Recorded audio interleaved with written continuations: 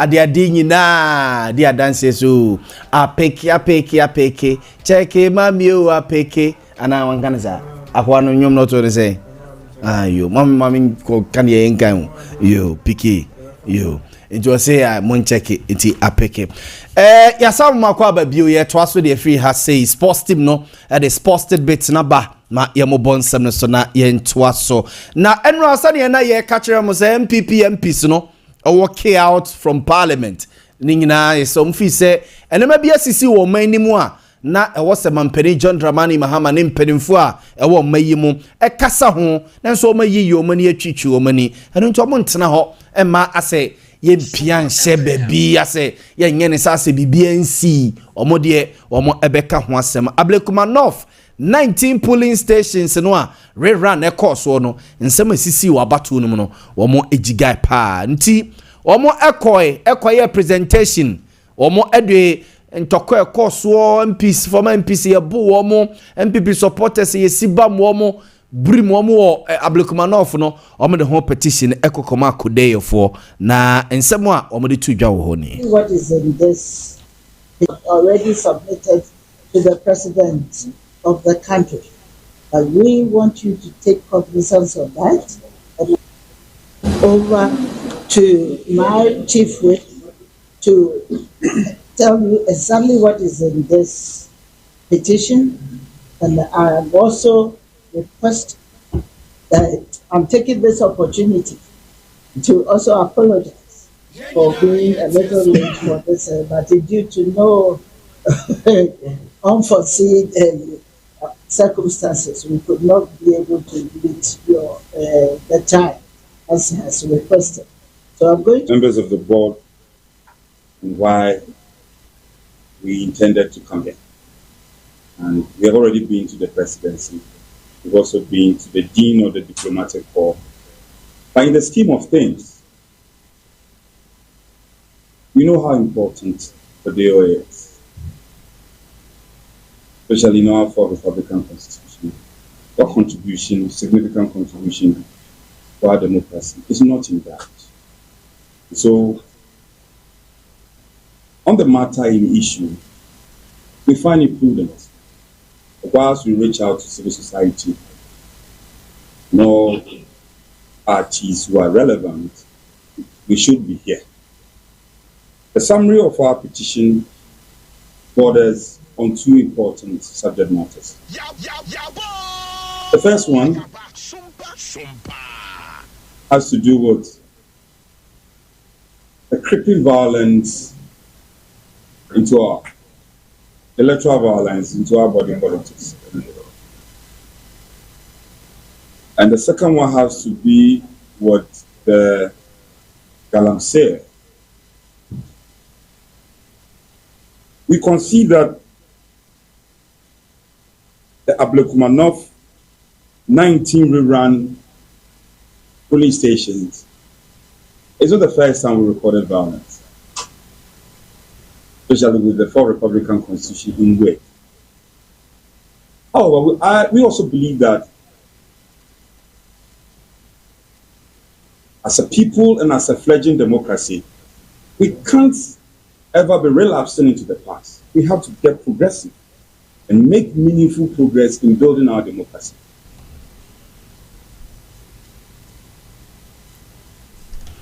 Frank anodom pre eyen se woma do agiri mrasebe dwane mama Patricia PJ ene yete wo monka ne nyina eye kodeyo ena omo edesa enema we kokoma omo na before so mbeko kodeyo for ho no na omo akọ eye diplomatic missions e wo Ghana ha sei no openi oda wo mo enyina na kese embassies a e wo Ghana nyina amama ya womo edi omadehia ba omayimu esi womo eman anamu agase no openi oda woma no omo ko na boboa no eno omo no soso no omo de petition bi koma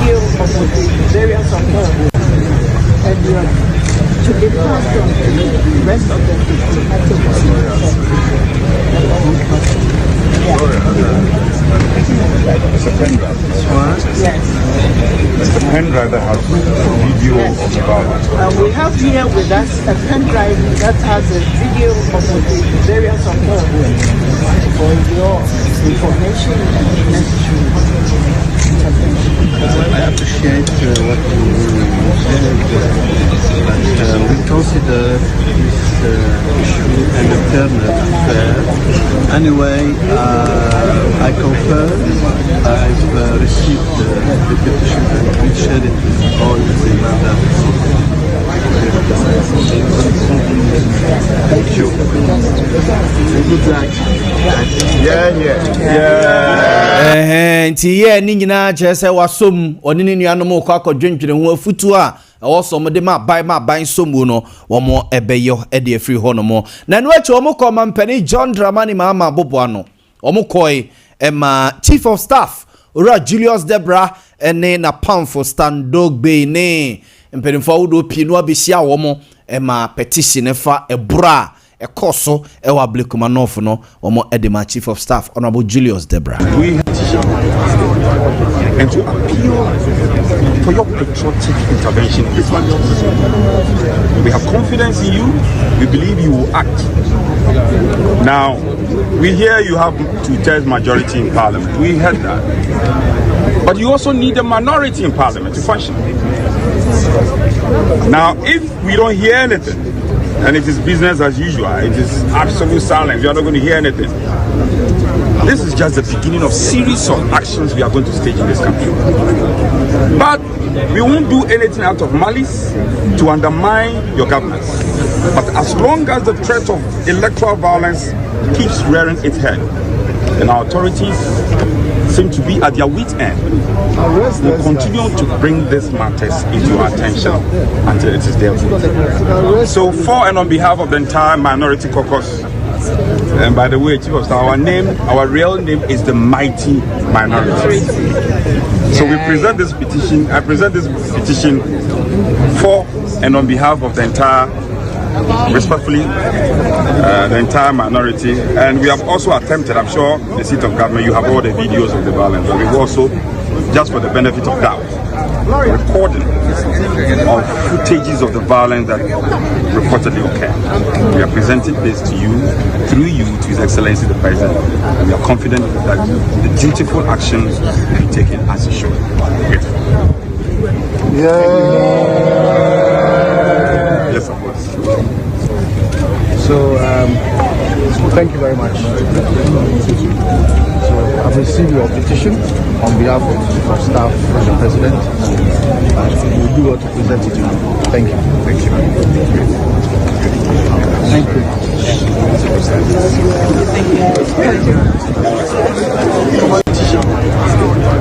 Thank you.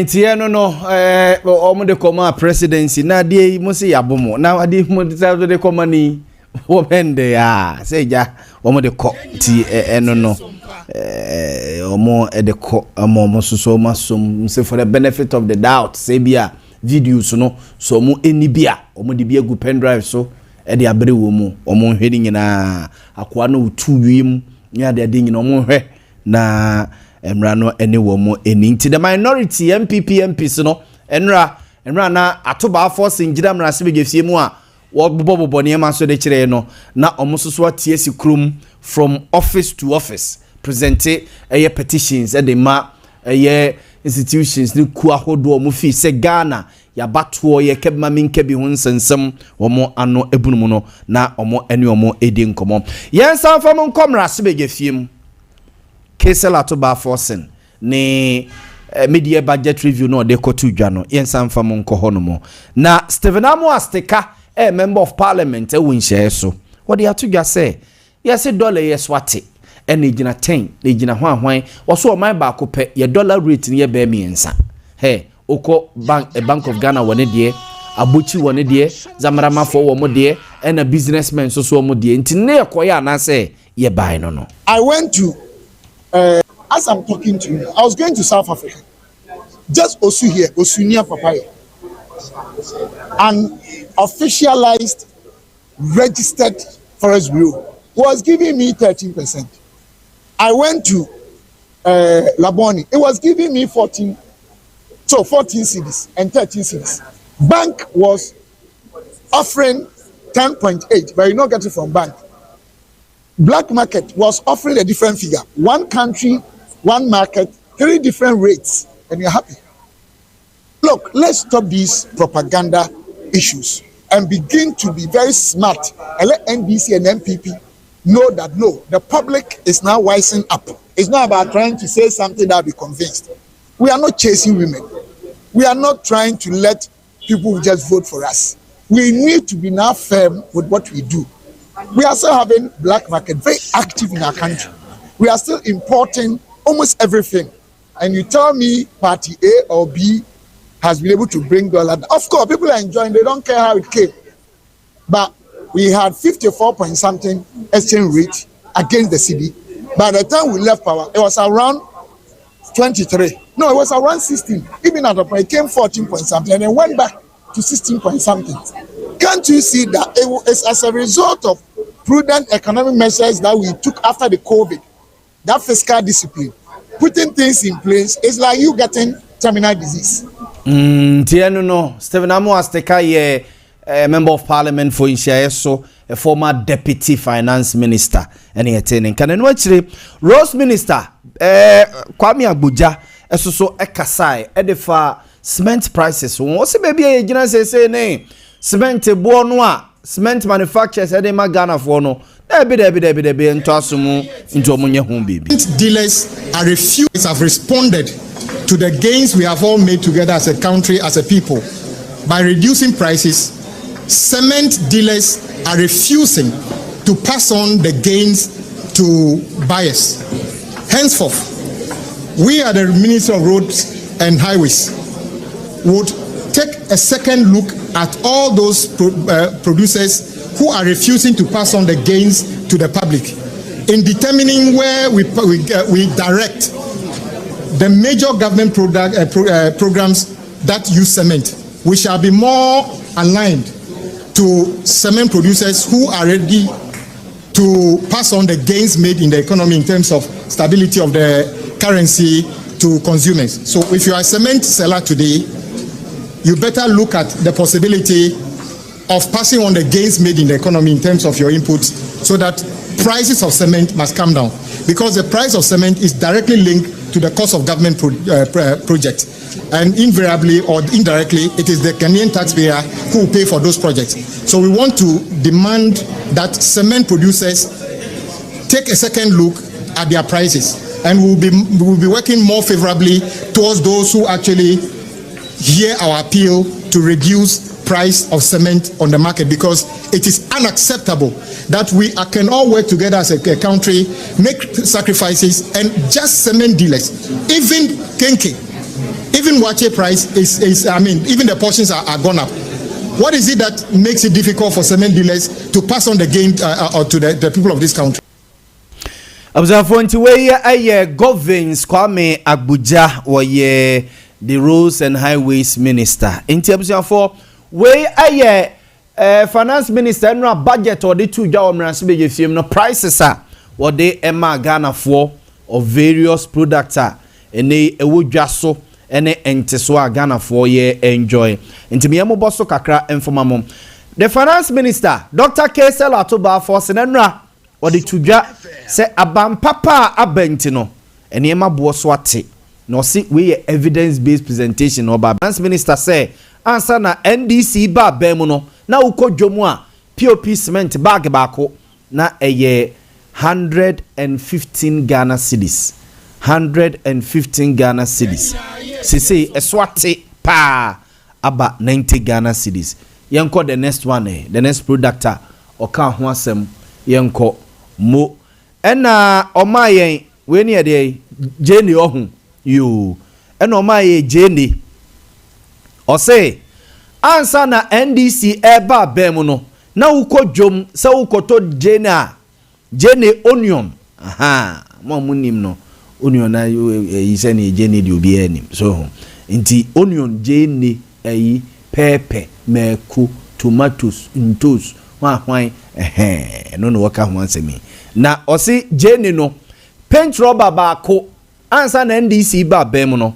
na paint rubber ba ko bo 120 Ghana cedis 1.2 120 Ghana cedis. Ansa na NDC ba bemu na osene bo paint rubber baako jene paint rubber baako na 120 Ghana cedis. NDC ba bemu jene paint rubber baako honorable case la to ba force nchese eswate e dia ba 95 Ghana cedis. Eswate e dia ba 95 Ghana cedis. Ntineke se jene paint rubber baako bo and a finance minister Ade Amaye. Yanko the next product so.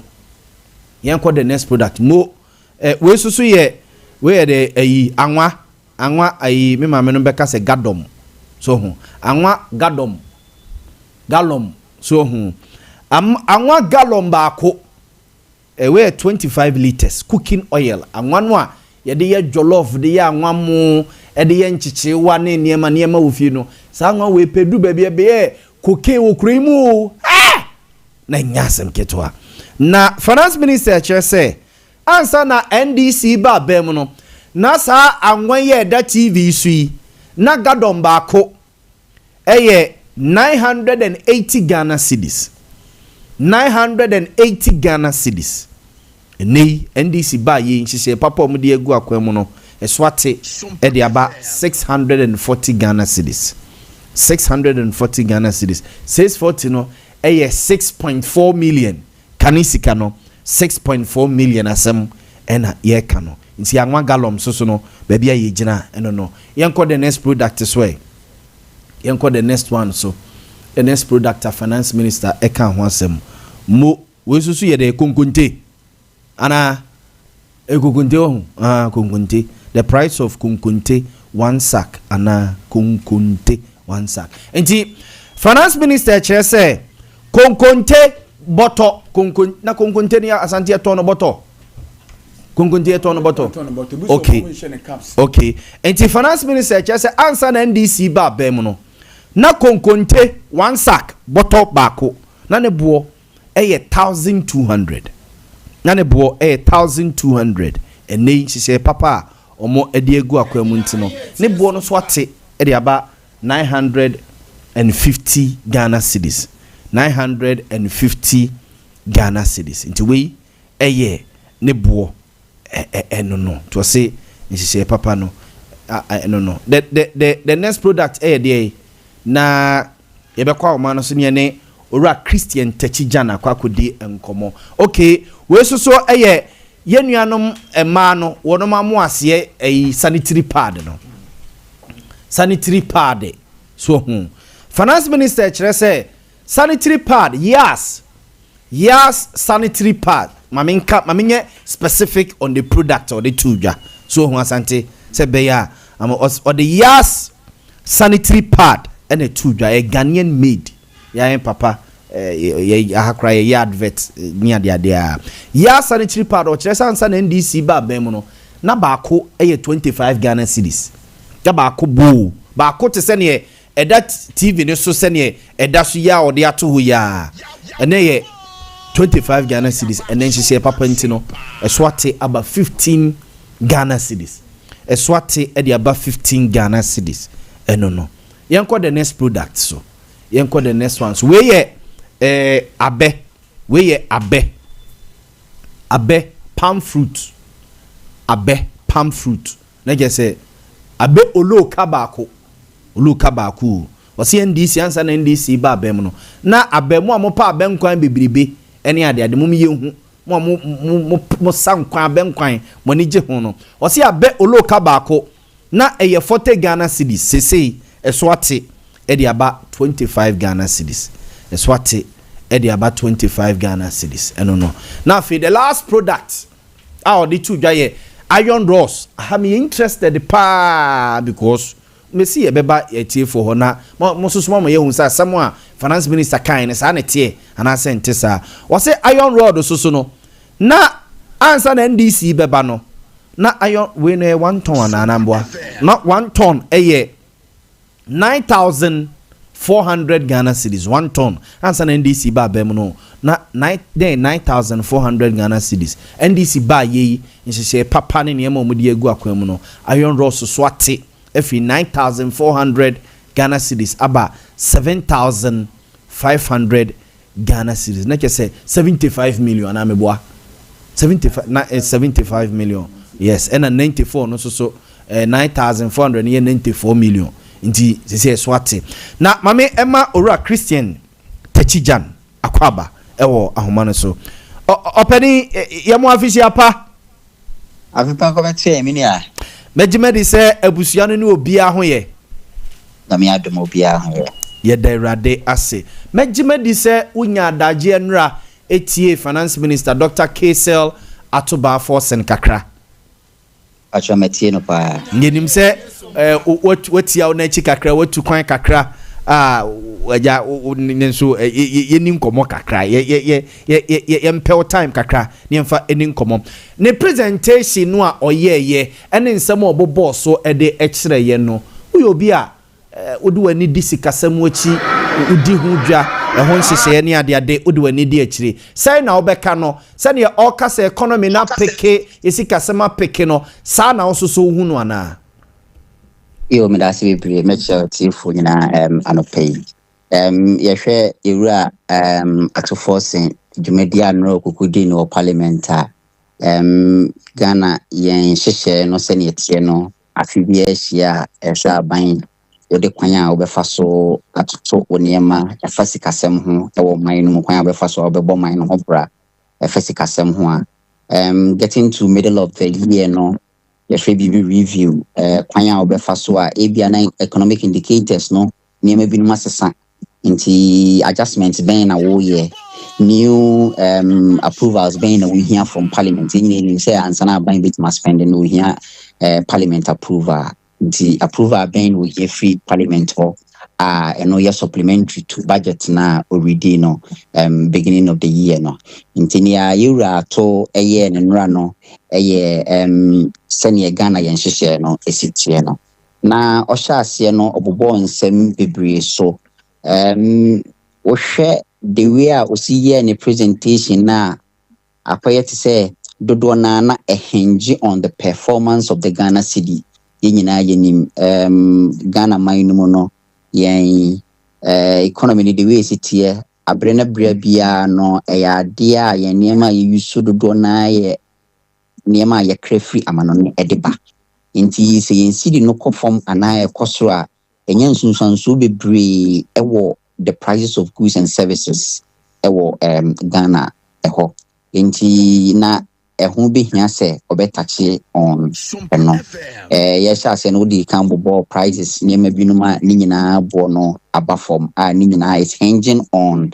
yen cedi na abafom against the dollar abanya ya de pa wosan hwen so a abanya se creative fiscal space within the economy and no so no ese bo abanya baso ade a waya ade ba yabo na baso no ma yenhwe the underlying conditions and underlying factors was abaso bo a wachi ewo no wohwe yen cedi na abafom no maybe akoya kokodu 15 Ghana cedis any ade so we are doing just about 11 cedis or so aboa bebre na obebisa who say what is the underlying conditions ideally no sanka yen export base ye niema Ghana ye export e dey free ha e dey akwa amano ne na yetua yen ka ewo US dollar no no nanka ideally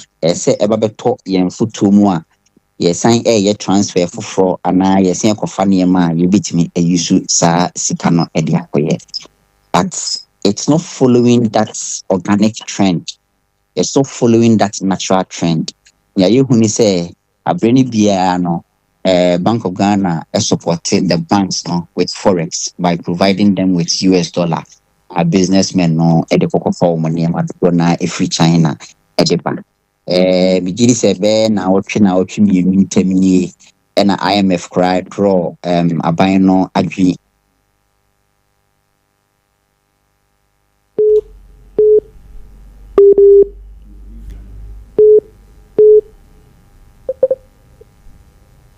ya de cedi no abafom Now so kwanya wo fa so a wode dollar eba market no enya ade a ebepoa ni nyina ye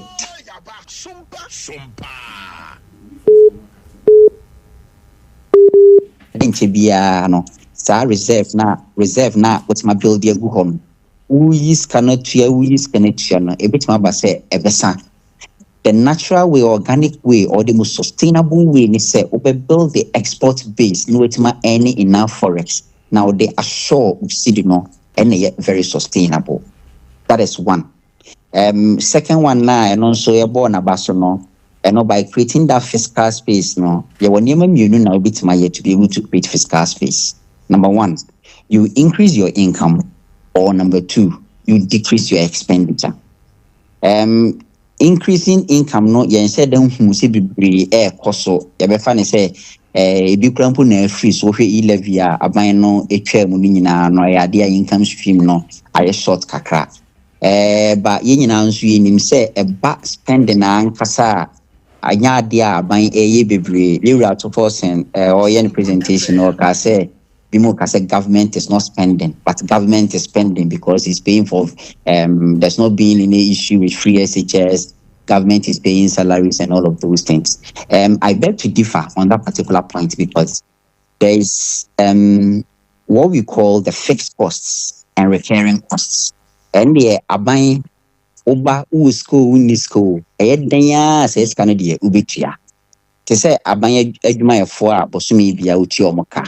Ain't me ma say bosumi aso na aban beka se miniska a me de betua moka ayeden ya aban betua se eska no nti they become more or less fixed costs a bosumi bia no aban incur those costs nti the bit ma ka say esan ye recurring costs so government machinery must also run nti and also aban so obosa aka no to ensure say government machinery is running. Aban na etua se eska no basa kana aban etua ni nyina they are fixed costs se ne medical aka no bosumi bia obetua enti ne ayedi kan make provision for it yam fa ne say previous budget ya say afiwe e be expect scare free ha the betua we sa payments na wo ye ni nyina has been made provisions for enti enye sika anase ekafoforo bia ebe ka wo portfolio no. Naturally, that fiscal space has been created because a buying encofa kafofro emeka portfolio no to say bia or ye new quine or see school dying for or see new hospitals near a walk out chiakanina near previous administration no or modiama dada and provisions had been made by going to parliament for approval and on the share budget mo into chiakasa amria. Parliament I approve that and we just no. It's not like a new cost be a portfolio no. Here out of force my to say enche aban ebesha say year finance animal. I think say it will be fair on the government to wait till those new projects are migrated onto the portfolio and you be say that fiscal space no if it still exists and I say it doesn't exist. Until then, on the face value, yes, on those 2 points, so Rebecca say, buying higher there. But then let's interrogate the figures further to know the sustainability of such successes that's being chalked and fiscal space no so yet creating on. Yeah, say buying migrating new projects, that is new costs coming onto the portfolio, saying a fiscal regime no ABC. Ade Akye yankomo yi menya de afrim no yese na yese Ghana economy na isi hono mo sesei no se utietie mo even kra na ekayede Ghana kayede eswate because dollar rate any cedi no na yese Ghana economy na isi hono mo sesei no se oya ban na se oba na o de prudent measures ni ade toto akom na se dollar no any cedi no etimi stabilize ana se esote kakra bia chese oman no from a tire to tire bibia affecting positively ema enema ekoyi edema ana meboa. Yes, I will say so because third point we are raising say we debt no krana swat no. It's not necessarily say bia abanya kunyeska na wa kutweska bia odi akwa kutua eka bia eda ho. It's just about rebasing and I say forest gains. I wo yen sidi na eswate no for the purpose of arithmetic no.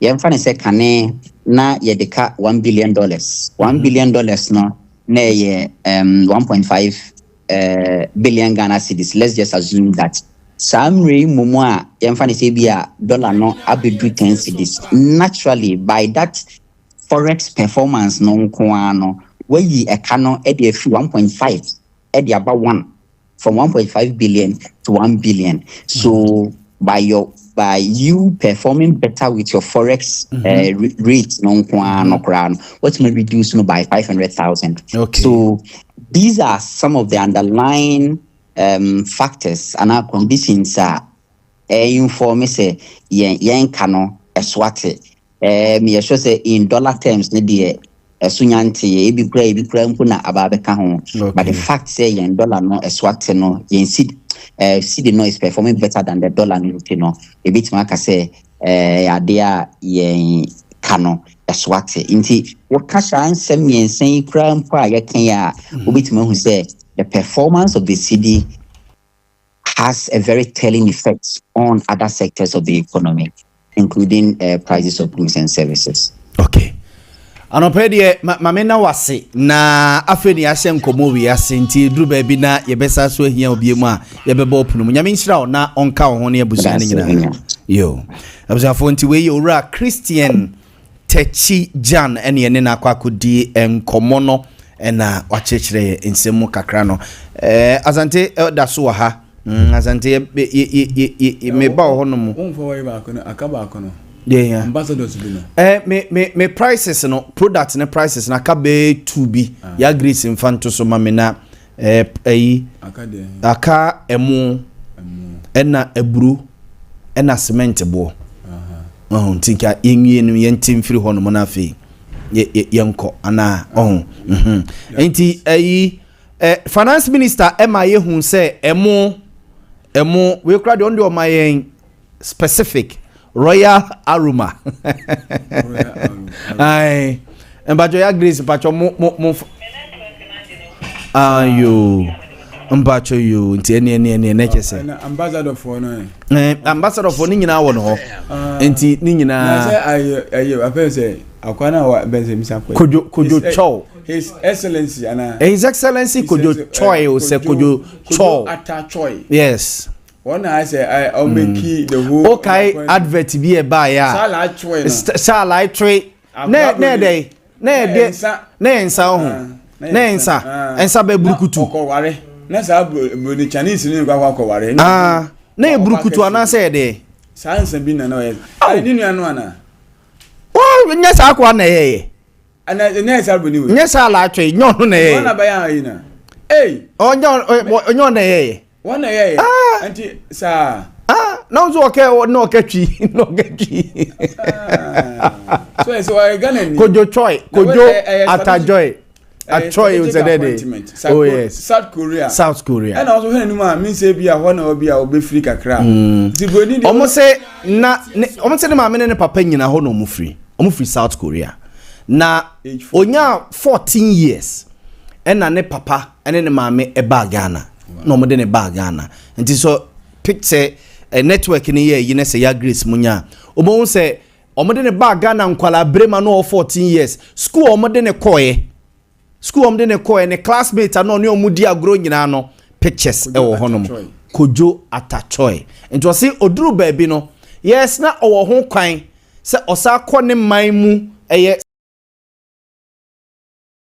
okɔ man bia so kɔto na brabos ba no we se ne me oba Ghana at age 14 abetra Ghana se 48 years wow oba Ghana no 14 years o ena isi wabenya watena Ghana sa nya 48 years 33 or 34 years yes so it was say enjoy ya no see there be any obe naturalize na obabe Ghana ni and so here our pictures are Ghana yedi djuma bebre a wakobie mekai na anu ya Vodafone your friends I didn't on no two form bono golf tournament no be bono has say na no Vodafone ye or baby there are pictures no 2-4 or name penimfo bibiri omo eko baby what be man panyini what a permanent panyini tennis yes what a permanent panyini Tellis me say Vodafone but Tellis misremo a Tellis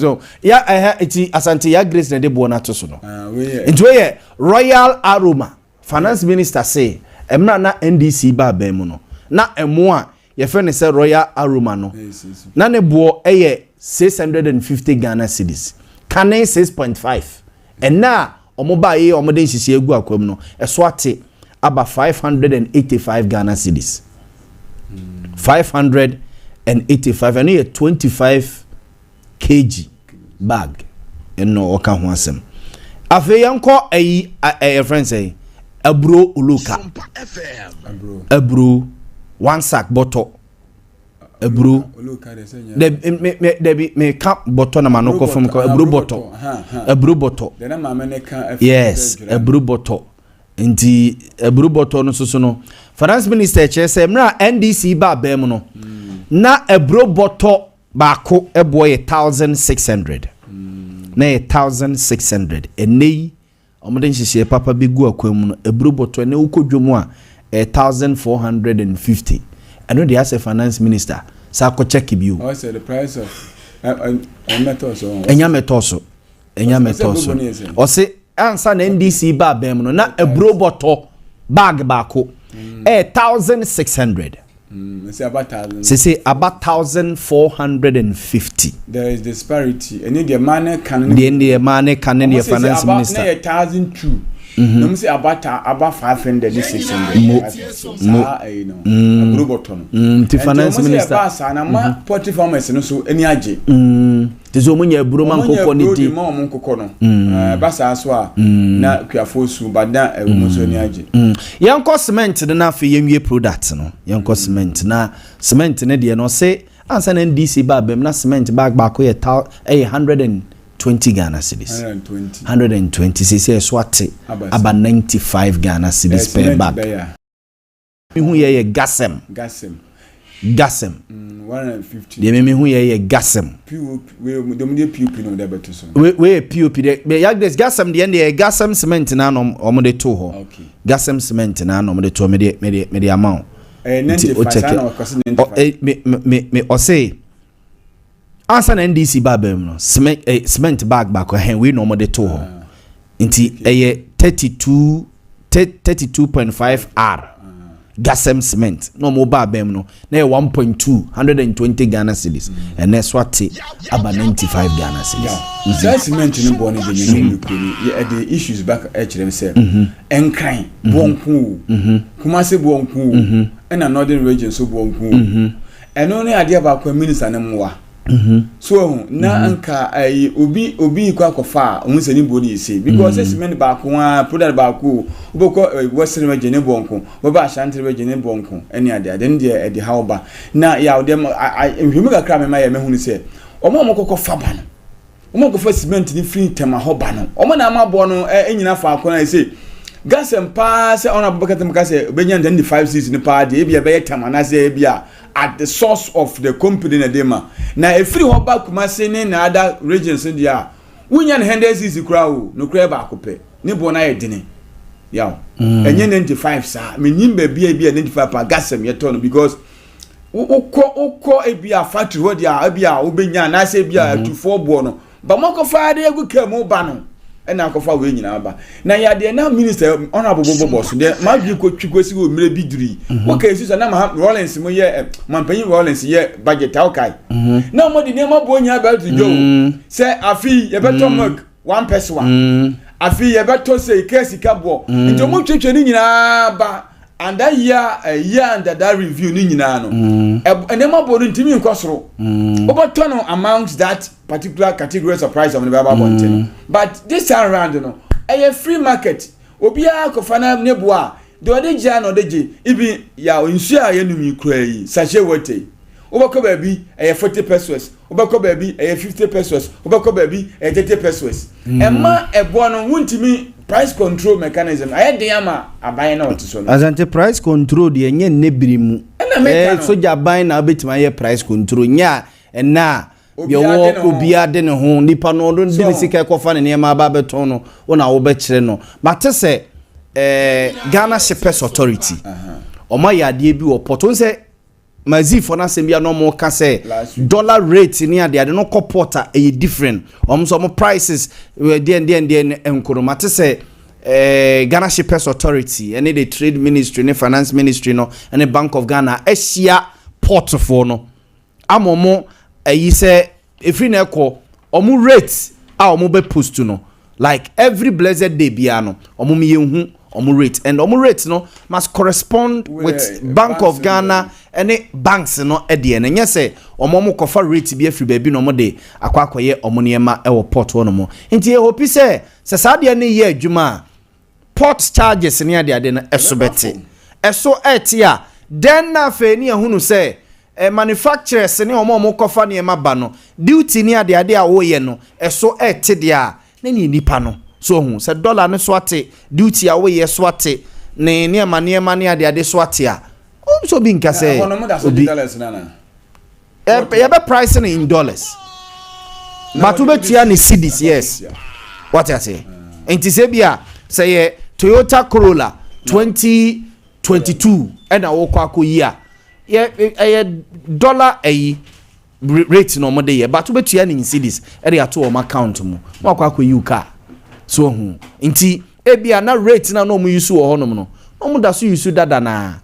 So enti so e basa enti so no be kwa ya asem. Enti ma wo say Association of Ghana Industries so the aba betuga say sa niam no omu say reflectia. Why not? Omu be starting omu so no. Omu monitor gains na come in the coming days so mu se sa niam no astarte ekoso a omso betete omoniema omo manufacture ne omoniema omo yes but ankoye sa o businessman enche basa no na asama ye kan se dela na ba see the number form dela na ba form there and so individual will be inflate in the package ndi go basa na se ma wi nyina akosu wie na ntiti so ya ba na se mo so ma na ama form because ya obeka ya enche kwa na utag utag guta Guta for the just say from July yam bet near so. Yanti GNCCI for Bisuka so bet obi no te near so. And the man sending in I saw no so akokra near mana own said them who the ekobia. Reflect into the media. So mo the we ba ye dwuma mo fa ye nyam ma Ghana for ye ho ntoye. Namwa eni enkomo. Doc ye mo achi anope. Eba so ameje oso. Mejimedi sa wo ho ya no pay. Me ho ya da. Wada wa me tu kwa ti se kati anya Boamah payo. Me Matias we media budget review na onua atoba force ndi to manim enra no ene ye di ho nkomo se o se economy na peke sikasem ekoye ema onini munua no majority for kra to nyoma no ato yenye udeni uye bue ni ade mo minority no sai na musi hu munua na ensem no de to Ghana animu yo me da se me tie etie je so and Ukraine my position here back auto force doctor we mean here preoccupé of Gina Ghana for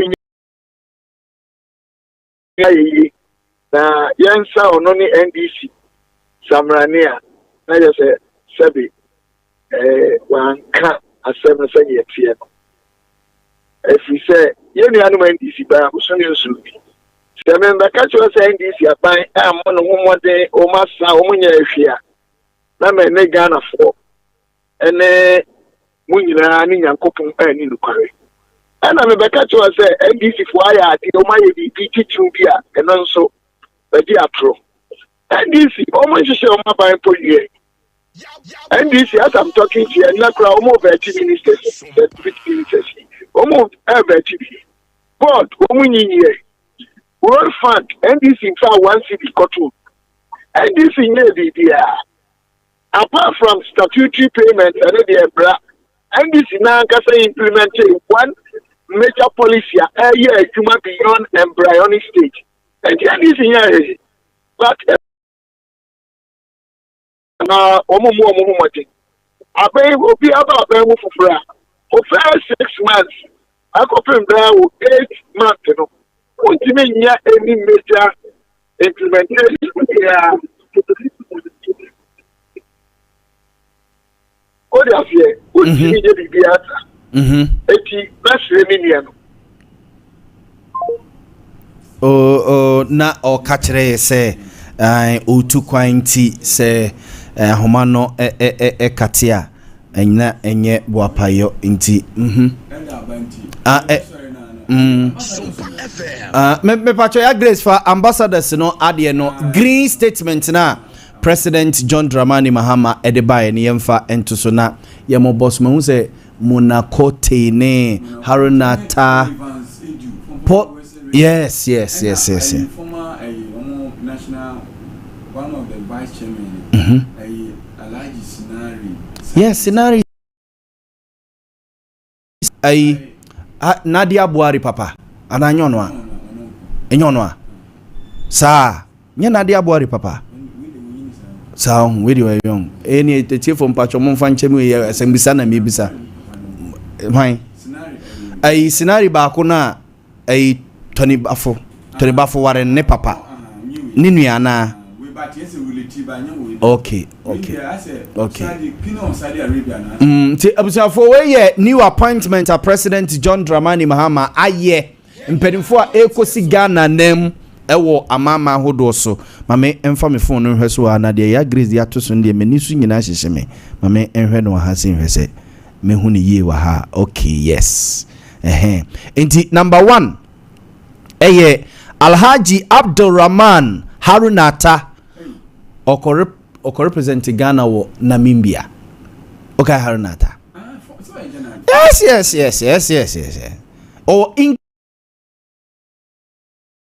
yes, Harunata Alhaji, congratulations. And number 2 Kojo Choi. Kojo Ata Choi. Shala Choi. Eti yebenya ono ko represent Ghana or the Republic of South Korea to okoni diem ko represent mo onfani ma mranti ne onuni na we to opie ho a yebedi ehun se akwa we Ghana ni oh Debbie we dey uziaze se Kojo try Kojo try atisai na me say obeje bedi mampanyi die na wabe ambassador dey ultimate mampani obeti mabedi your doctor Kwame Ampofo oko represent Ghana okusi Ghana by name Hungary and Mona Heliki Kote Monaco, the former deputy finance, yes, and also Kwakusi Ghana name or Italy, the Republic of Italy, and Magnus Kofi Amote Eko Congo, the DR Congo, or represent Ghana or DR Congo. What's he say? Yes, Ante ambassador there. Ode Senka Kumase. Country na uyi me ambassador na omani sika de editu ya oka o da bi mpacho misro me wuntem Kenneth Akibete ana adi Burkina Faso na Said Salisinari de eka ho asemi ono so ko Saudi Arabia and Paul Evans Edu oko the Republic of Kenya na China ni minkase China na ke anu China ni no a ya is an ambassador no the picture na dasu mo na programs a ha say o Ghana ni otimoto so a whole community no mudi nkomo we oba Ghana 14 years no we is it presec na presec yes any ba Ghana o say na 40 years na ma me ne papa de ne bae no betina ha. There's other pictures on it Baumia on the Otumfo on it where Olympic Games Ghana team e koye no okoko support Ghana team no and where no is it here hinana ana enyono Otumfo abrempo ne mu bia ma menka ne sa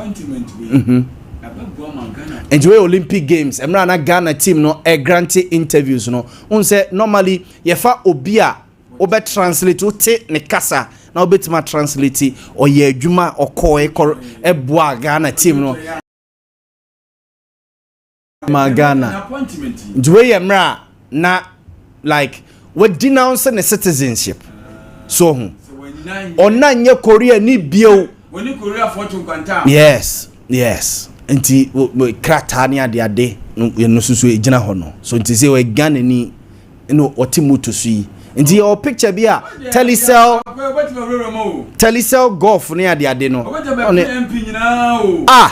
na oye big time businessman in Ghana why business you say why invest in Ghana for over 20 years ni why lot of businesses in Ghana ba ko na yere ne ma o de hwe one ne yere ne ma ntade e so me che say like I say obeji Ghana tum and emra President Mahama Kreshia no atade a na hye kojo twai no say dey batakari o say yes we telecell kojo twai by the American say kojo twai appointment ama obi a wonye Ghana ni obedom man akire wo say wo yire won so man na yes wonye be be Ghana achipa because nobody expected that opportunity say na the American say asanti waso mic no the American say kojo twai appointment no ebe boama ahoho amaba o memu a o say sebe won onye onu nko a onye onu di kan ye wo Lebanese phone bi Indians ni then ko ware Ghana ni akojo na den wa betina ha 14 years ya anti Ghana mai when she aba kokra won pede ha Ghana ti Ghana for my ha gine hey Ghana for my munti na asante e bo ye muso Ghana for afi ade bechi no SMP wa Ghana for my asante e bo asemo ha dio munti na kojo twai wan ware Ghana ni kojo twai ya kojo twai ebi mbo ko so Ghana di na Ghana bitina akoma because we have branch na o Ghana sunu abewura ni oh yes enti no say bi mbo ko no discussion ko mi na ni anti oko ayi presek kra omo girls ene hefo ya ba mo say unze normally opoku ware St. Louis prempe ya satwa evo presek for bana be opoku ane prempe bana da na ye chiche azato mo tiwe ombedawo o da be omo school ni bada be omo presek for omo ni omo me hu omo ma on say St. Augustine's ndo yes St. Augustine's name yes that girls schools no yes in fancy pem ne ade girls Kumasi high omo yeso omo my brig girls presek momaye ejo no koyo twa no person che say omo we share brig girls ni bia girl bia ne ho akono kojo twa appointment abeboa ama hoho na omo besu ma Ghana omo hu say omo besu Ghana omo su ye wo Lebanese wo emu ha ye wo Indians ye wo Chinese China for ye bo mu din bia ya galam say hu asem na ye kan what ye nka papa for mo enti omo so no they should live to change that perception Ghana for nya mo Korean for there ya yenyem Korean for me so omo ye cast ye say Korea for ye dey hu difference Korea ne China ni gina hu difference sa we mu no wa Korea for no wa na China for no akwa bi video a o ma hene de Sunday me enu aje se me stress a o se man change ano ye se yen kan kire mu se professor bi dia to gya se man change ano eya munya se mu gina ho no mo a na mo so musisi no na mo ta gina ho so musisi a ya na mo akose FA Cup trophy I'm passing over the FA Cup trophy no social media aba petronom na che se se ni pani jina ho woni ne Ghana there say in UK there now FA Cup UK there no And I'm saying, my grace, you know, oh, tia. So nyetia shall I peswa. I'm very happy. Yeah. And Ghana for ni be rezi na bebre na ntiase. Say enti Ghana for bebre aye o Ghana ye nya Ghana ni bia appoint ne say buroni no na ba betena ha. But send ye woken it may be was it between 2001 to 2005 ye nya Ghana ni be ye friend no Yaw. Is it Paul Yaw Boamah? No, UK there. No, UK. UK government are appointing as British High Commissioner mani kusi abaino and there are instances Ghana ni kwesi kwati be finance minister UK. There's an instance Barack Obama na okana masemi. Nti yes yes so table na teni. Bob Brani ade ya Ghana fo a omoye MPs ewo UK Parliament omoye MPs wo mia bebre ya we ko trade you know enti kodwo twai so obetena ha na wa naturalize ya de ne ba Ghana 14 years watena Ghana sai na 48 years 4 years awone ma aha no tia wa ni businesses nyina mo ya enti kodwo trade na nyame mo ano na yenya no so mfaso de mi nti kodwo ontimi nyi ni Jerry Kells no pay me na egu ni ontimi nyi say na identity de wo yi ni ya na je say one me no de ya be pe na yehu say ebusa say iti Ghana ambassador to South Korea president person sia Ghana ambassador to South Korea no mu mienu gina ha be e difference na ni de mu na men as kodwo ata twoy no ko ata twoy no nya no ata no ya ata ana no mu ye nta on de ne ARTHUR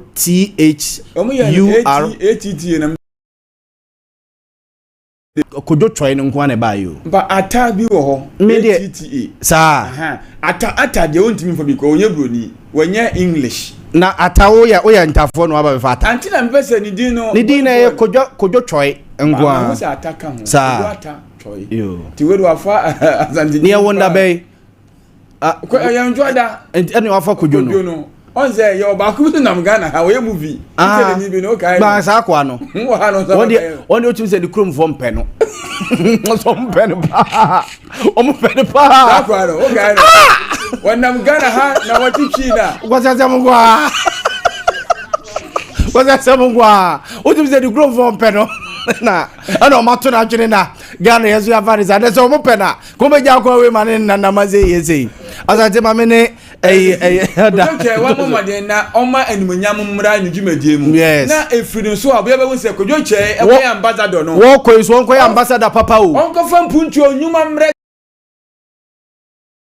sa o she onko fa nam no so say the honorable a penny say they know go away yeni nipa nua of South Africa yes excellency George Isibuati okofa mpuntu ofiri ho ba South Africa ba kasa na ye Ghana nyina bebre na free South Africa ko bibi ma afeye hu se e ba sadia that che obi di China ni ba ya ambassador eze ko cho akura ko ye no ba santi de akoya de we ye hu ti kire bi oba so pe president e bende o asem ka na de ko yo na president of Ghana kojo choi say o man pay Rollins dey say Scottish father and then a Voltaire mother obe man panyini ba Rollins ye no na ne bro ni nti say we say one dey be won ha we dey the phone and na ba hand the same thing boni kokko match ni bia na Rollins o ware Ghana ni so ware bibi na kojo go say ko fa Ghana Yaw Boamah aware dey me mesre obi aware sam dey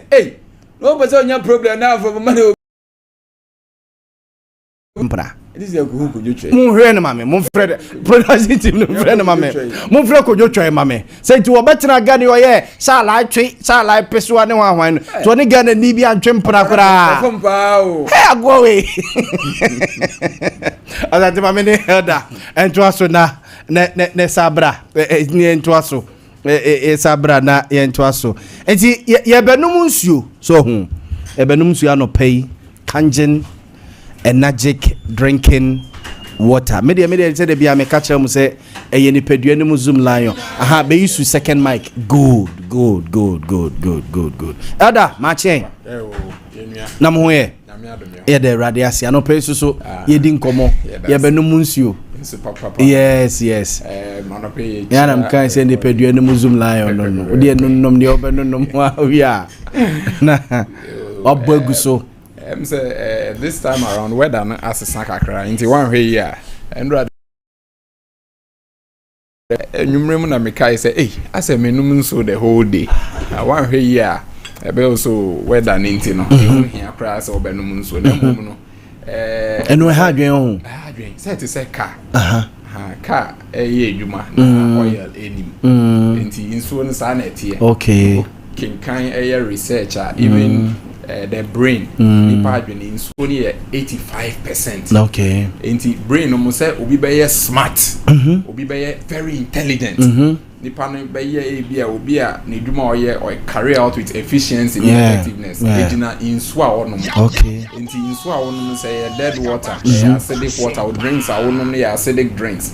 On say emma nkwamwa na brain mo ewu, so the brain cells become dead. Na and then you say you heard the difference between living water and dead water. Now fe ya say COVID ne emma ne ho so bi. Yes. Na sabre you know just last weekend and na making kind of phones. Your research be pomudin for your research na omo discover say banchi any brodia ye de fufu heavy metals ewum ano honorable no don prepare sa kan do omo de petition na yes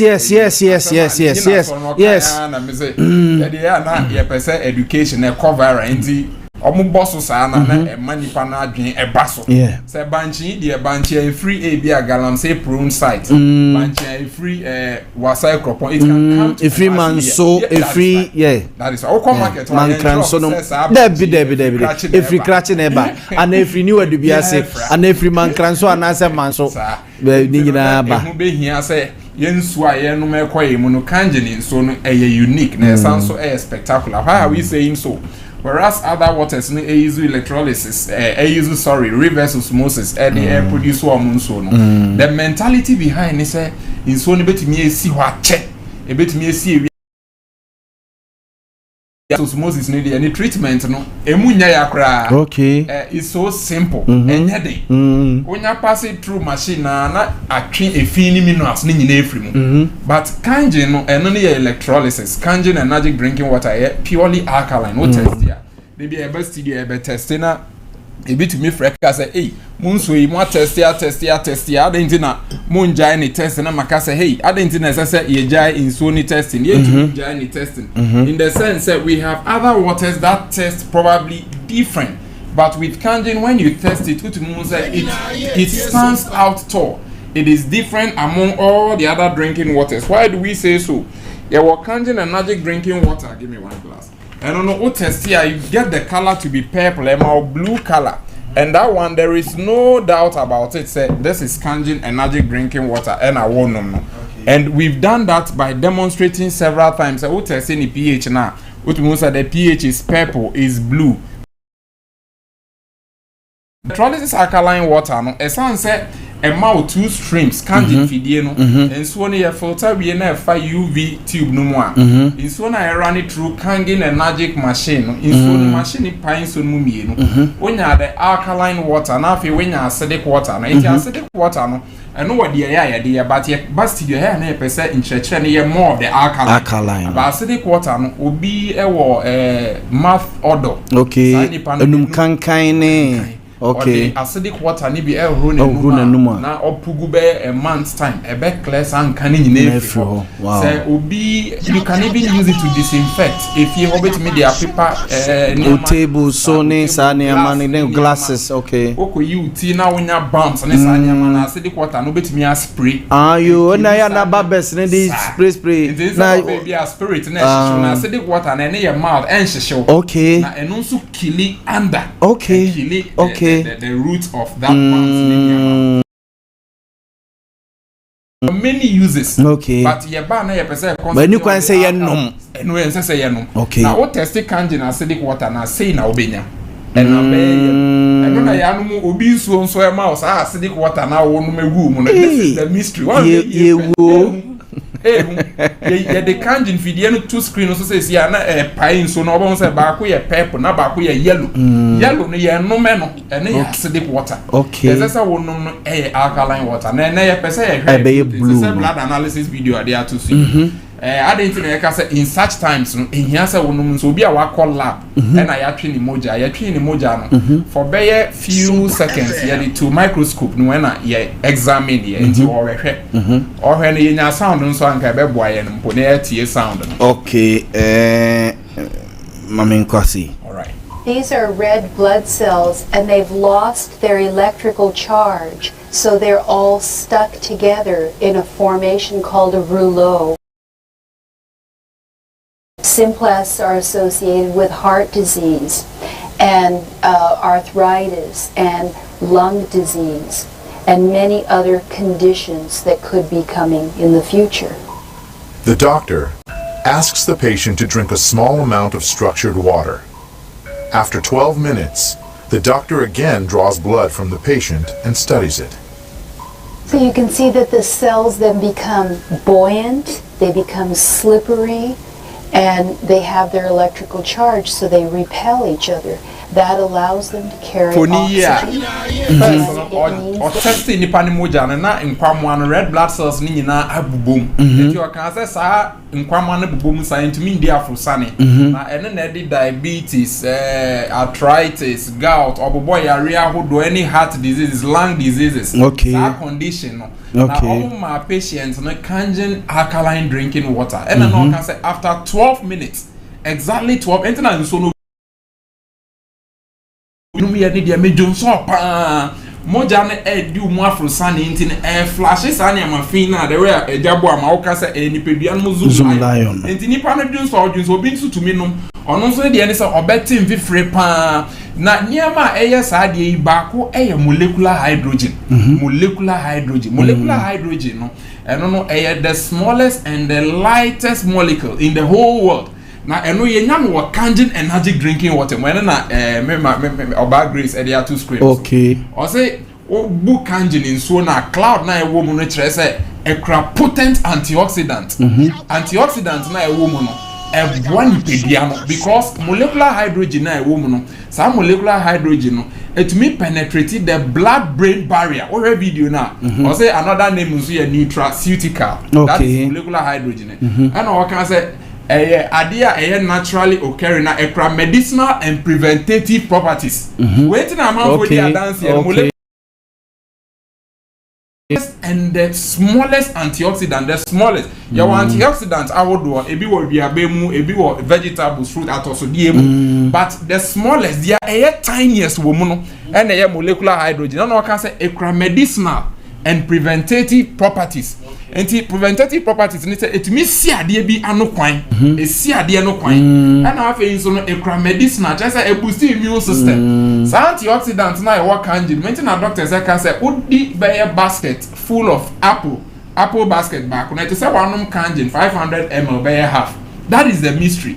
Because you not be able to eat cucumber by a basket back. But kangin antioxidants need the essence molecular hydrogen womunti unya bre now can care about molecular hydrogen in kanjin water. Me see mysteries as a video eda na di mehwe pa me see enti so no wonder Boamah on screen so bu aya na e cloud. Unya no quite say the other waters. E see what cha na fe no mo be clear. Enti sometimes no calcium ni nyama na ena na this changes na bread pediano sa na nyama nyansem no say inso ben is Ade kakra me pacho ye sitnema virus ne bacteria the mainly causes of human infections. Na virus will be responsible for about 60% of human infections. Into COVID-19 unit near virus be FN SARS-CoV-2 and the COVID-19 nearby. Into WHO the management nearby or can self isolation. Your bed your social distancing. Cultural factors wear masks hand washing, vaccination and I can't wear hydration. Hydrate. It's in and so yeah. Kawanya day on come once sem. It's about me.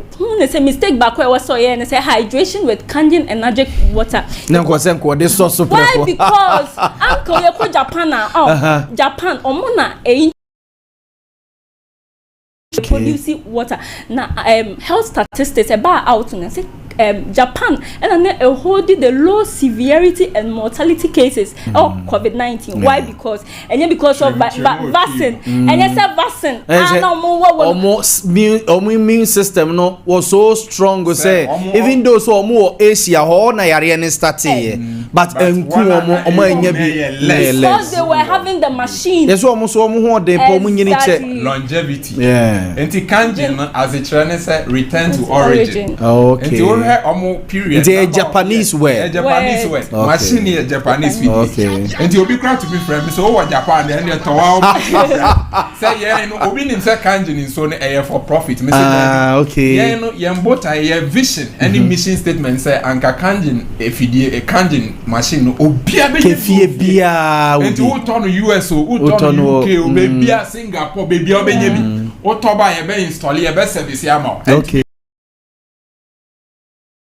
Enti unya kanji machine and sabri so em say dollar na aba fam no credit e ba yes aba fam say water machine na eswati enti it's around 85,000 they 100,000 there wo first it was almost 200,000 Ghana cedis enti amodin wo ho na obetimi ato say machine betimi last 40 years enti amode wo betimi ato machine 100,000 enti we the car cry saying but this is giving you good health obetimi ye adwuma eboa sika ano at old age na or the sikani nyina sayare but ubenya nsu papa to say kanje na alkaline water na wano na aboa oni pedua wankasa wapomude akonkan a make us say obi tike mu 8 na your number 0241 44 91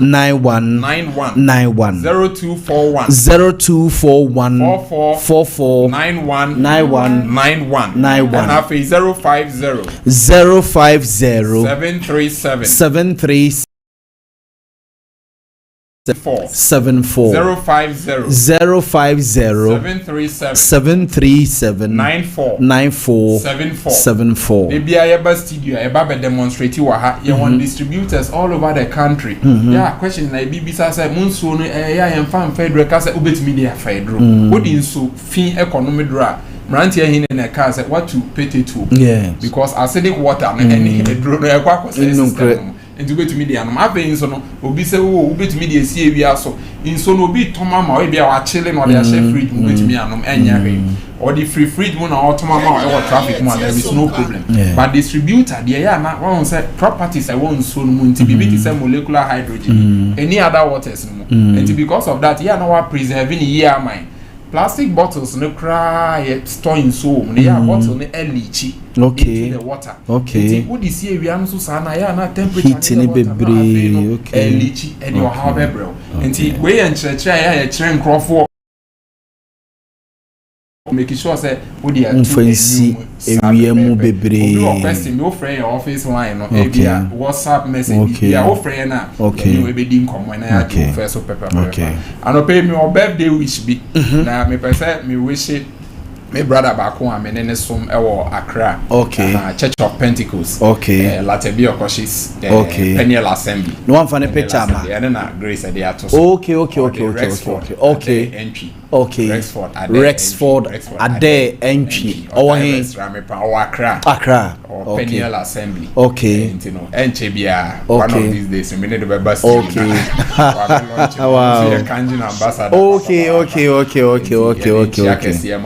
a man happiest birthday. As a fonti kanjin in so no, baby a wo bia e bi ho. Pebi no prices no. To say ye normal nsu a ton odwom ya. Nti ba ku ya o ml no 500 ml and na normal to say ye ton abonten no okay and on the pack ni na say 30 cedis Nti na say me to ba ko abonten say bia mesia pure water ni na me to bia I say divided by 30 no bet me dey am 3 cedis. Okay, na say normal to say normal na ye to dwom. Na distributors, major distributors na agent from 20,000. No munya no 23 cedis 30 pesos. Okay. A pack near 23 cedis. And to Toma onya be 7 cedis. But we are major distributors. Major distributors no muno far from 20,000 Ghana cedis and above. Okay. Okay. Me da say mame ene Dr. Stephen Amoah entwa so ewo ahoma no so. Doc ma chibio. Hello. Hello, Dr. Stephen Amoah. Yes, sir. Yes, Amoah chibio. Ye din commodity afa media budget review no hone senior more minority no musu hunu fa now o kire say even NDC government aban no kro munya for me wie board ye hu said nekra no deputy ministers bi be convert ni ade na wo kan wasem kire say omunya for me o maban enwie nti asa abaso bo bebrebe no mu hunu say muni o munya adwene sa kwan no so cheche mu maye yo mini atade me danse so de na me kana no amanyosam ne binia no medisi for him o ba nim so ba yo munya bibia oyeshi so de na me cheche mu no enka me pese mu wa kope o mu full budget statement na Dr. Akufo-Addo obe present o Mashabejum afino obekaya after the just temporary one no o ma ne state niema ahodo akesia ayi MPP ebe sikasam hye ya economy na say we are seeing na say ma bi be kan ye no e ma ga na ye de emra MPP aba ebe free so no ne etumia enhye ama sabi se na yare na ga na yare na ga na nya ahoto a bibia kama na of course we are kasi yare kasi bi na ahoto wa ebi odi ani tie ne wa de no ebia ebe kakakra wo manim se no ana mo ana na ga na yetu akodu eno sunsaso ene ahoto kakra ene ne ga na yenya anya se NDC eye bibi kasi bia na minia no kasa no omo ka che ga na first o ma expenditures akesie bi ni ade na mini no kwarin they were talking about the Oboni firm statutory expenditure eba aban expenditure na sika aban de ye adwuma na ana aban eyisu na ye omu mienu ye wo de ye emra kwan so a eno nya sa aban no na ono ani ni ndi anga na ho ato no na emu Oboni firm no say ebibi to say bia this is common fund ebi to say ebia NHIS eniama bebre say sikasem no ayemra aeda ho oya hu hwie nyi eti eno de NDC aban so matwetwe bia ndi aban bia oba nya na wu hyehyɛ pam ana aboni uti ana wuntia na ye oba akoso ye friend discretionary spending arm eno na ma yehu sɛ da bia aban sabe unhyehyɛ pa sɛ ne wu yisu sika no obi sika ne fa bia bi papa eboa economy no ana de fa bia bi boni a emmoa eno no NDC aban entia hwe eno nti no mantimi anka bie eti wa contractors ko e Ghana no unless NDC afa kwati kwa so ko tua sika bia omu tua sika bia because me no finance committee no so me deputy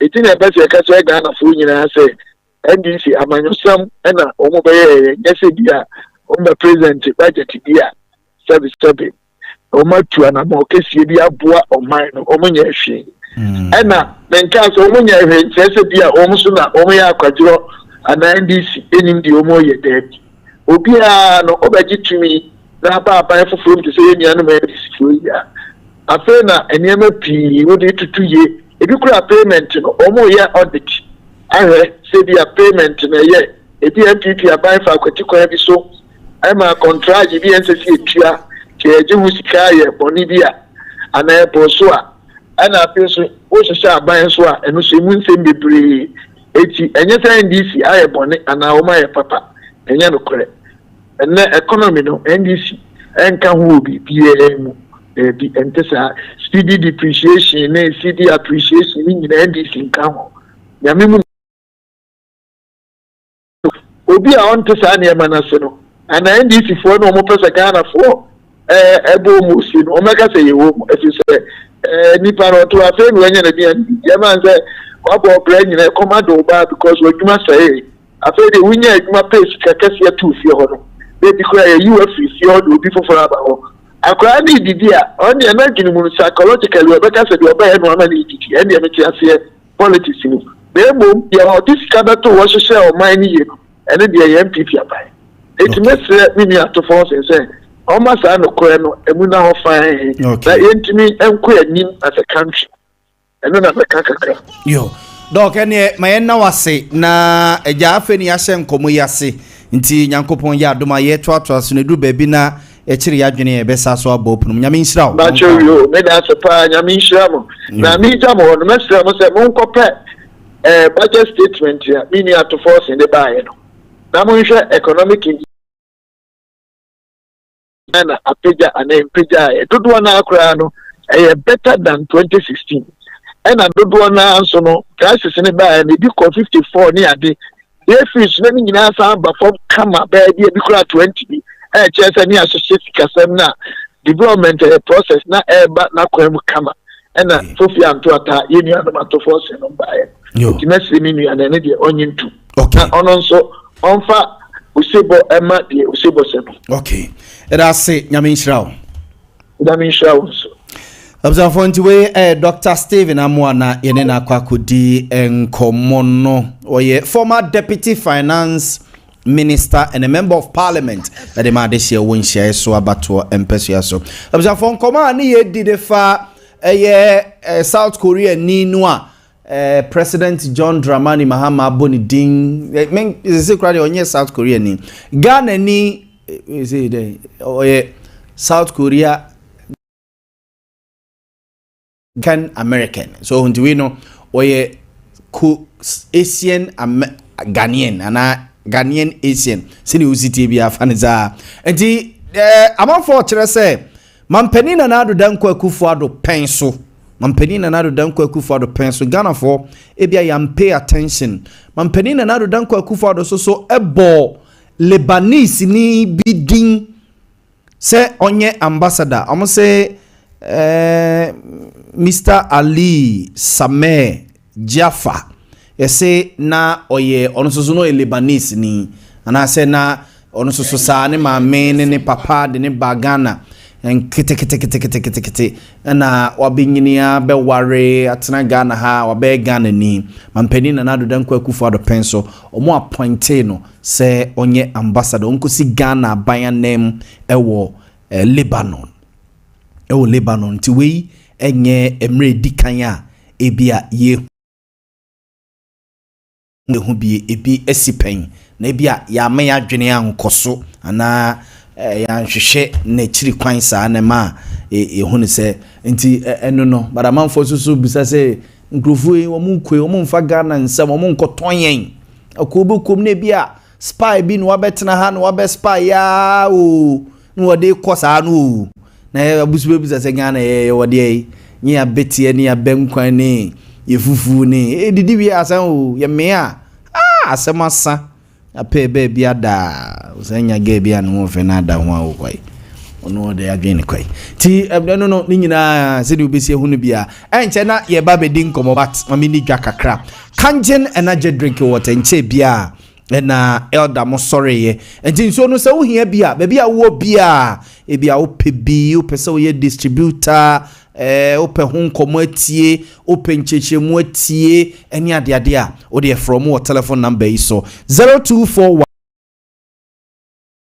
0241449191 and 05073794474 05073794474 na ene kanjen for eni enkomo Jabirura Bank eno ye di nkomo pi usika sam die abusia oma yen hyehyia ma obia se o ya ba adwuma yeni se wanka sa wo ye wadwuma se usua adwuma afekra na wo bobra wo ye student se ne wo sitie bia omo se bra simple page kire dia sha brabo ase a Gabriel Bank se bra no mo enso mumu a wo sika bi da baabi na wo pe baabi dia to bangia wo de to hono mo a omo din si hu papa bi be ma no ma bo sika no bai e dia ma wo a enko baabi a Gabriel Bank ena wo se wo ko branches ne doso edwoso Bongre Dwabin etimetim onwe Roman Hill Mazis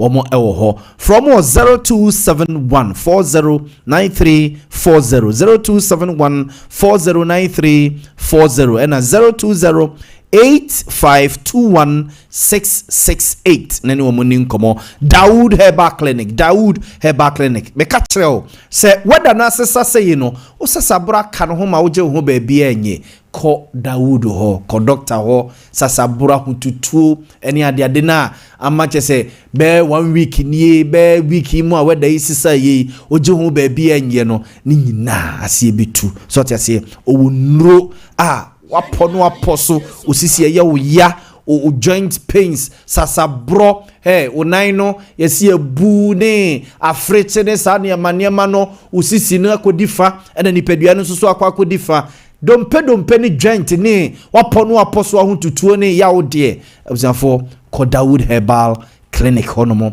na yintuase emfa ema eba no stomach ulcer so a oye ho adwuma pa 0241244012 0241244012 ejeso krapa komase ya enomo wo OCP Ghana Limited fertilizers papa bejaso odua bro udua beans udua meko udua ntos udua jenne koko na wu odo me say kope OCP ne fa peteso ye wo OCP 15 and your OCP 10-20-10 your OCP TSP just say bia udua bia udo bia kwenye me se kope OCP Ghana Limited the fertilizers ne bi ne fa petum fudie no so e be so do so 0555909437 baby ya tonto agrochemicals ne nyina obenya bi asfoam mattress na ne yeda so oso ya no pe ya wo denden a o kwa obabi anya ya mo ne da asfoam so no da bia na me hututumi da bia na me sori ya ma bre ma yebo ho ma da me konso na me kon ya me ya na da ye bia me son ye na wudwa sofo asum wa bra ye so ye problem papa ye de koto sofo anim no na wu de o da ye bedwa asum o mattress ne nye ntia me sere wa asfoam mattress no na pebi ne da so pillows no ene be chese bed sheet ne bed spread ne chese duvets ne curtains ne towels nyina asfoam for over years ni eno masomo maye omu showrooms ne de okokumase mall bi oho oko santasi bi oho oko tafu bi oho ahoju bi oho SG mall eno mu main office wo kase chese correct pa na sisa na fasing and Accordes Healthcare Limited at the code free and code free plus glucometer ba and ye dey check your pressure diabetes ni ade dey ye dey check ni nyina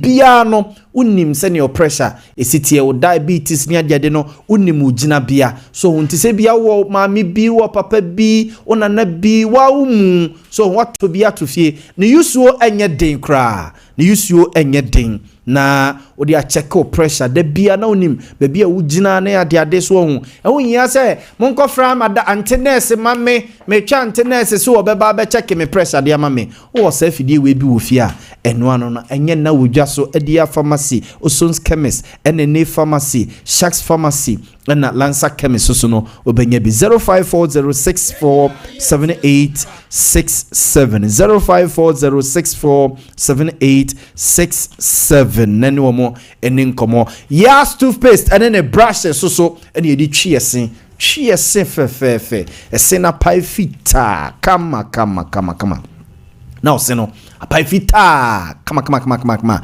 Yaw toothpaste and then the brushes no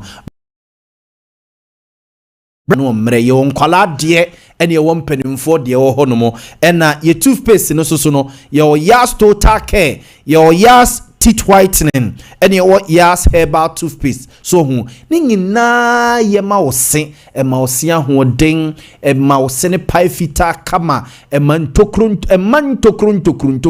e mededa wo sinum ena ema chese enema bi nkokekam so fele wo se ne kama e ma Yas toothpaste no correct pa bia obefa bia no age wo Yas so hu na o de wa de esen ena afi RSYD Novigi Studios RSYD Novigi Studios ebusia se ebia ope se utwa film bi ope se utwa picture bi so hu pe se utwa professional picture bi na udi ko di udwuma bi na ope studio a omo cameras no eye sharp so professional abusia RSYD Novigi Studios na make am for the amount o the new product bi abedwa so and na opese ucha advert bi so o ye correct advert video bi e de sell product no a na ope studio papa amoma design yes ade na mo a for the nyina kwhye o monsa o ye filmmaker and na ope modern cameras ne sharp cameras ne ade na ade di udwuma bi about film any photos ne ade de abusiafo fa ne nyina akɔhye omo nsa no mo won crying malam wa ena omo ewo ne omo ni nkomo ewo 0574715778 0574715778 ene omo ni nkomo na prices no so no ewo form be correct job amount but price on be born no kra no we will say ade amaya mami na moje me so na chese memra mo hona yemedi nkomo abusanfo we eye nana kokoso hene we front man tintini mu akra okwakra nana kwakudua apiani ya otoso miensa mpenifo tena ase ebubu na no oman ne se Nyankopon ya adoma kine memene ena omode nana etumpam ewo kokoso ahimfie ewo nyenkyere ne ase omo ede nana etumpam eye nansamu a ena mpenifo ede eye nana kokoso hene ne doti yie no na Nyankopon ya adoma ekina ena ehyasie kine memene July bosom de toso aduonu ensia ena ehyasie edikusi Nyankopon ya adoma edwada na enane nyina nanano mahyehye so hu omo ebetimi aba no maba behwe akra eni achi aba beja na kwan na odomfo ya adom a edwada ne mom de asanteman wura ene ejaba mu mpedimfo ne mpedim